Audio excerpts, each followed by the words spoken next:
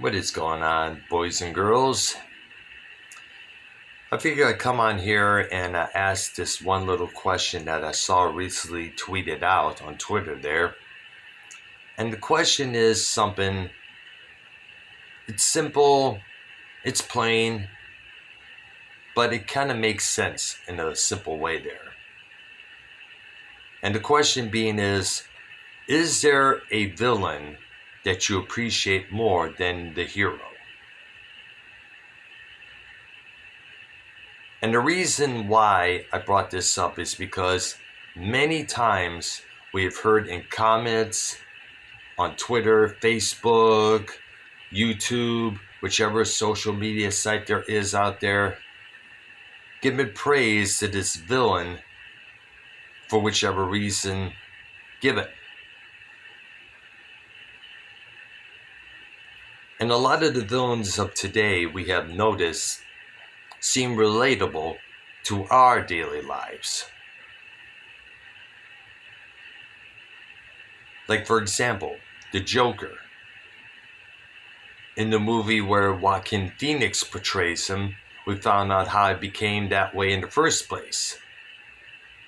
I remember Fama Ken saying on one of his shows that he felt bad for the guy because of all the abuse that he suffered as a kid.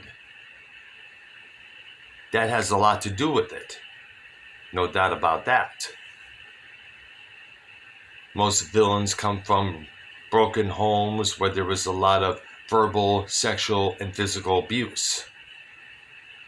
The child grows up with that resentment and they turn out to be hostile towards humanity.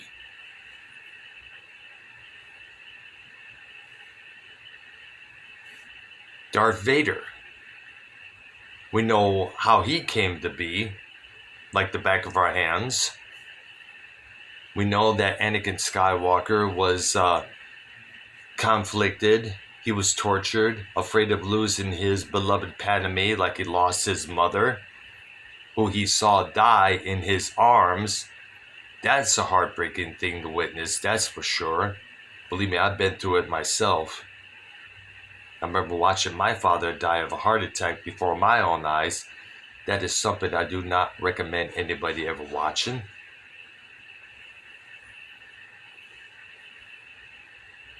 You do all you can to preserve the woman you love and only to end up a slave to this intergalactic Satan there, being of course the Emperor, Darth Sidious, Sheev Palpatine.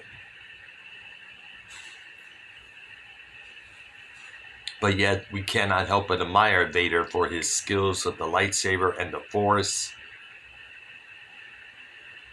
And the fact that anybody who has conflict can tell you they often hate themselves for what they did.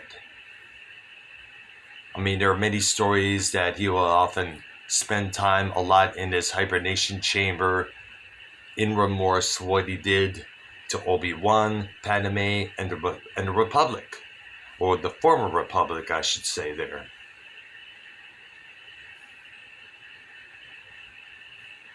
Hannibal Lecter. People to this day give Anthony Hopkins huge amounts of credit for his portrayal of that monster there. But you have to watch the movie Hannibal Rising, which details how Hannibal became Hannibal the Cannibal. You can't help but feel bad for him. I mean, like, geez, what a way to grow up. I think one of the big reasons why people relate to the villains more is because, in a way, they kind of speak up for most of us who've been through the ringer multiple times. And we often wish that we were that person so people would fear us instead of mock us, make fun of us. I remember when I was a young kid wishing, I wish I was this powerful human being so all the other kids at school would not fuck with me, would not pick on me. You know?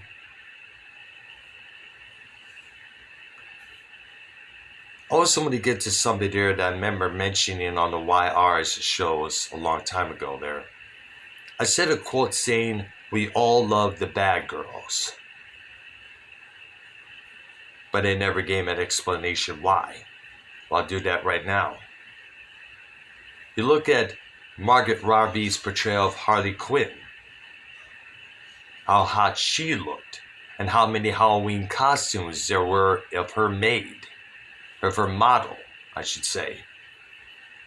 How many gals with blonde hair tried to look like her, dress like her. Let's not forget Catwoman. Sultry, hot, sexy, but also mastermind of evil in her own right. Sophia Boutella, who played the mummy in the 2017 version of that movie with Tom Cruise. People were complimenting her. I even said one time to Falmouth Ken on his program, she's probably one of the first villains to give us guys a big boner.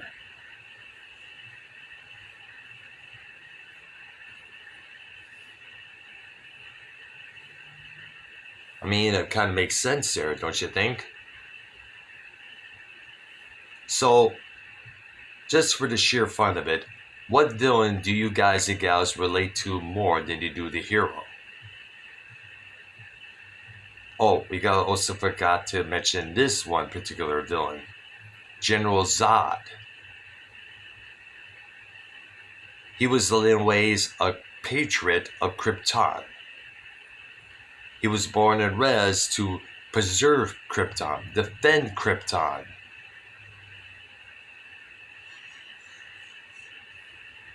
He even said in the Man of Steel movie, every action I take, no matter how cruel, is for the greater good of my people. So you can understand the heartbreak he felt when his home planet destroyed all the bits. He was hoping to have another Krypton here on Earth.